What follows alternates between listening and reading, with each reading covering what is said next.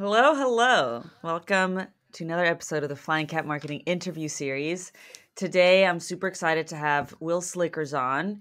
He's the founder of Hospitality FM, which is a podcast platform in the hospitality space. A friend of mine. I've known Wil for a while now. Super excited to finally have you on again. Technically, Wil. How's it going? It's going great, and I'm excited to be on the Flying Cat podcast over here. So, yeah, it's two times the charm. I think it's the same as they go, right? Yeah, so for those who are wondering what the heck we're talking about, we did record an episode many months ago, and it kind of got lost in the production abyss, as It things sometimes happens. happen. And then Wil was like, "Yo, are you ever going to publish that episode?" And I was like, "Wait, what? Did I not publish it?" And then we figured, since in the world that we live in, how many months was it? It was like 8 months ago or something, 6 It months was back ago. in August, I think, It was in something like that. August, and right Yeah, now we're in May. So many things had changed. So we yeah. said, you know what? Let's just record another episode. Just get back on So the podcast. Let's just do it. let's Why let's not? just do it again. And we could Yeah, even make it a part. regular thing anyway. Oof. You want to join me as a co-host? We can do it. I'll join you. We'll just flip flop There back we and forth. go. It'd be great. Be great. Solution. So speaking about Awesome. podcasts, today we're going to talk about how to make a business podcast so good that it could be its own business. And I think Wil is the best person to talk about that topic with, because Wil runs a podcast platform where he gets podcasts monetized, and he also has several monetized podcasts. So since so many people in the B2B space are saying the podcast should be a marketing channel, why not put so much work into the podcast that it actually is so good that people would want to pay you to advertise on podcasts, or that the audience could be so big that the podcast becomes a business in itself? So what actually separates a podcast as a marketing channel from a podcast that is the business itself? I would say there's a couple of things that go into a separation of it, but for me, you have to look at it as it is audio, so it's a voice. Like you are literally one using your voice, two actually creating a voice for a certain either topic or segment or industry or whatever that may be, right? So, a lot of people, I think, want to start a podcast. We saw this heavily in early COVID days, right? Where everyone's like, all right, we can't go, we can't travel, we're in quarantine. Let's just create a podcast, right? And so they do it, and then they expect, okay, and this is the thing too, and you'll probably see this with a lot of your clients or whatever, but like there's no instant result, right? You're not going to get Yeah. 100,000 downloads in your first episode, unless you're just like unless you're some celebrity who signs up with Spotify and does the whole thing, right? Um, but I feel like a lot of people expect it to be great and huge and all this stuff, and then they realize, oh, one, it takes a lot of work to stand out. It's a lot of time. It's a lot of production, as you also know as well.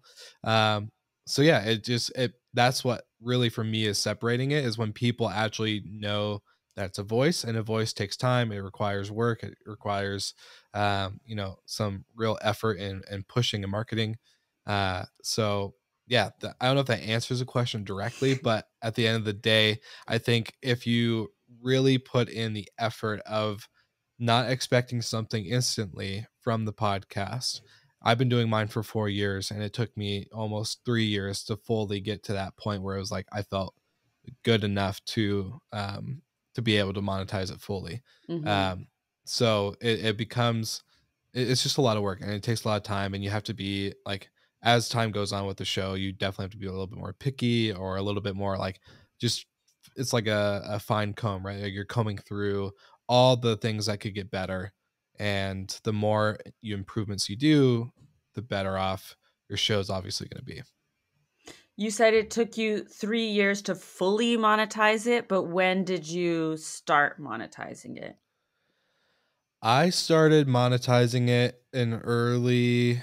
no, in late 2019. So, um, when I was a hotel manager, the podcast was really taking off in the sense of listenership and engagement and tons and tons of guest inquiries and recordings like every week. I had no structure to my content creation process. So it was like every day of the week I was doing, you know, 2, 3, 4, maybe 5 recordings after I was working my full-time hotel job. So I got to a point where it's like, you know what, I want to create a series around vacation rentals because that's where I'm being pulled as a host of the show, right? I was getting a lot of vacation rental uh, inquiries for guests and all the other stuff, which was funny because I only did one episode on vacation rentals because I saw Stay Alfred and all these other companies that were kind of becoming hybrid plays where it's, you know, you have vacation rental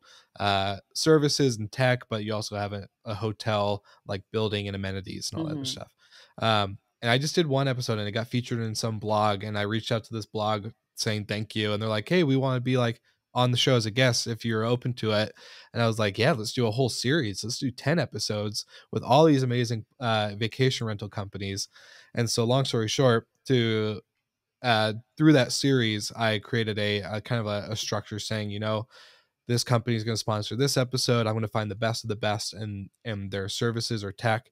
We had Matt Landau, we had Jasper Rivers, who you know, we had Noise Aware, AirDNA, all these companies that were willing to join the series, and that's the first step of Yeah. monetization I ever experienced. So they joined the series as guests or as advertisers? Both, Both. And yeah. so they were advertising. So basically, they said, "Can I be a guest on your podcast?" And you're like, "Yeah, for a fee." I was basically saying, hey, I'm doing a 10 episode, 10-week series on the masterminds of vacation rentals. Here's who I have lined up so far. Would love to have you as a guest as well, but I'm also doing a sponsorship package for anyone who wants to join. And so, not only like this is when my relationship with NoiseAware started, my relationship with a bunch of these other partners that I have today still. Is when it all really kicked off, and it was like, hey, like, yeah, let's be a guest, but we love Matt Landau, we love AirDNA, and we love, you know, X, Y, and Z, and they're like, let's sponsor those episodes as Hmm. well, and that way everyone not only is a part like a part of the series in the episode, but they're also on others episodes, so they're being Yeah. heard constantly. So it was a fun like project and experiment that I didn't like. To me, I thought I was like, man, I'm gonna have to create series every 10 weeks. Like I have to have another series after this in order to keep monetizing and like learning and but long story short, it wasn't the case. So it was a fun way to get into it though. I think Yeah. it really helped. And so, and to meet more people in the industry. Oh, 100%. 100%. It was the best decision I made in my early full-time entrepreneurial days of podcasting. So let's talk about a B2B SaaS sales podcast that we both enjoy. Mm, The Demand Gen Chat by Chili Pepper, hosted by Kaylee Edmondson. I know you've mentioned you really like that podcast as yeah. an example. What do you think makes it stand out? How can we dissect what they're doing there? I think they're doing a couple things really right when it comes to the way they're structuring their content, because like the biggest thing a lot of people don't understand, or maybe they do, they just don't. It's like the first time I heard the word entrepreneur, right? I didn't know that these big companies were created by someone. I just kind of thought they were there. But then hearing like, oh, like Jeff Bezos started Amazon. What the heck? That's an entrepreneur. This is crazy. It's the same thing when it comes to podcasting, and like the things that I tell people is, you know, consistency in your show structure, consistency in your publishing date and time, consistency in kind of how you really voice the show, and even it could go down to the minute details of the consistency of how long your episodes are. That Hmm. all matters to a listener, because usually you know, pre-COVID they're listening on their drive to work, or they're doing it during their workout, or maybe I don't know, some while they're getting ready to for the day. So those things are really important. And I think Chili Piper has done really well on that because they're creating seasons that really pack that consistency. So every season they're using a new Piper voice within the company. So season 3 right now is Tara, and I've gotten to enjoy. You get to hear, it's like hearing a new story, right? But it's like uh, how you word it? No, it's like reading your favorite book, but with a new like person. You know, when you go to, like, read-alongs, those live readathon things when the author will come read their book to a group of people or whatever. That's what it's like. Same book, different, voice speaker. And it's really exciting because you get to they've built out the consistency in how they structure their show. They're adding a new voice, which makes it new and exciting for someone who's listening, but yet still gets that consistency, right? So I still know that on my drive to the grocery store, which is about 15-12 minutes, depending on traffic, I'm able to get an episode in on my Mm-hmm. way, whether it's 12 minutes or 15 minutes along. If the episode goes longer, then I'm like, oh, dang it, I'm not going to be able to listen to it until I go home or Yeah. whatever. And it's stuff like that. So I just think when they're keeping that consistent pattern inside of their show structure with adding a little bit of flair, and of course their B2B marketing, so their team just crushes the video, the audio, the graphics, the show notes. Like, it's so detailed that as a listener, I have everything I want. So I Mm-hmm. think that's kind of a big key example to look at. What do you think is the strategy behind changing the voice? Don't you think that when you start listening to a podcast, and you continue listening to a podcast, I mean, it's because you, I don't know, have developed what's the word I'm looking for? Some Kind of kind develop a of, little relationship, a little yeah, like a crush, maybe. Yeah, relationship. yeah, yeah. Yeah, like something, some fondness of the person that you're listening to.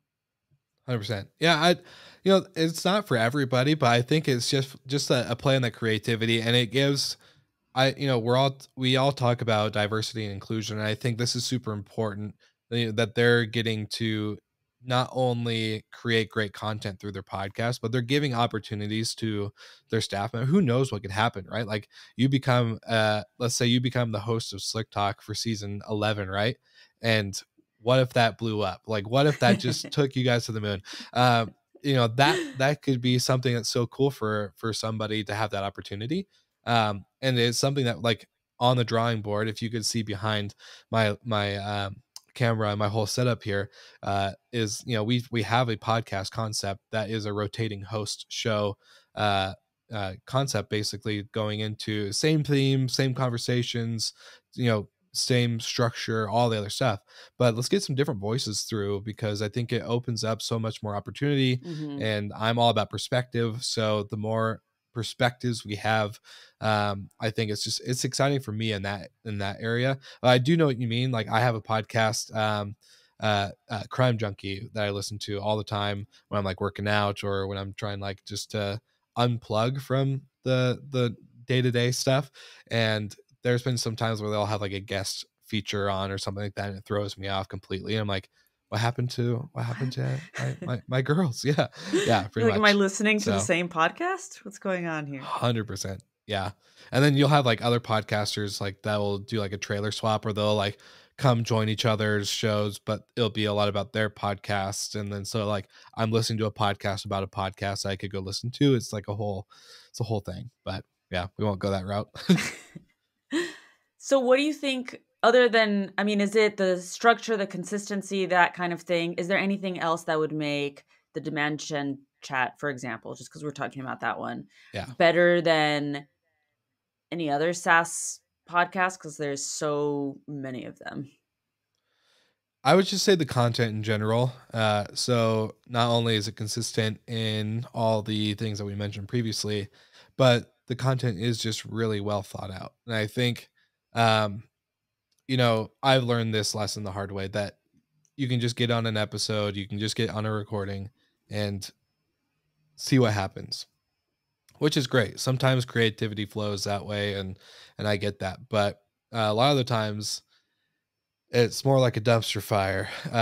When you like read back and you're, like, listening to it, you're like, oh man, this what this thing, I Yeah. repeated myself 10 times or whatever that may be. So I just think that the well thought out content really does help power. And of course, like let's be honest, like Chili Pepper is not a small company when it comes to brand and their overall reach, right? They're a pretty insanely big company that has a big voice already. Mhm. So their content that they already put out on LinkedIn and Facebook and Instagram, like all that stuff, they already do the content really well. And so just putting it to a voice structure uh, is just the easiest route Yeah. for them to go. Yeah. How far ahead do you think about, or do you plan for for each podcast episode? I get that it's good to For have a structure, yeah. but you kind of keep it conversational. So where do you take the planning to? Yeah. So like for my show, Slick Talk, it's all founder focused. We interview founders. That's the new rule I've created for 2022 is that we're no longer going to take like COOs or like we want people that are part of the founding team, founder structure. Um, and so with that, you get the unique persons, and I kind of do a little bit of a LinkedIn stalking, if that makes sense. But I love to just to see people that are putting out really good content already. They're already kind of stepping out of that shell and being a leader in their case. Um, and so I do a little bit of LinkedIn stalking. I kind of plan some like content or questions around their previous experience, or maybe they're very passionate about a certain topic. And I will kind of go around that. But then again, like you said, I don't send them questions before. I don't like script out everything. I just kind of let them Mhm. kind of, if I can just, as an interviewer, I think as a podcaster yourself, you would love this. There's a interview slash like podcast with the founder of Gimlet Media, and Gimlet Media was purchased by Spotify, I think.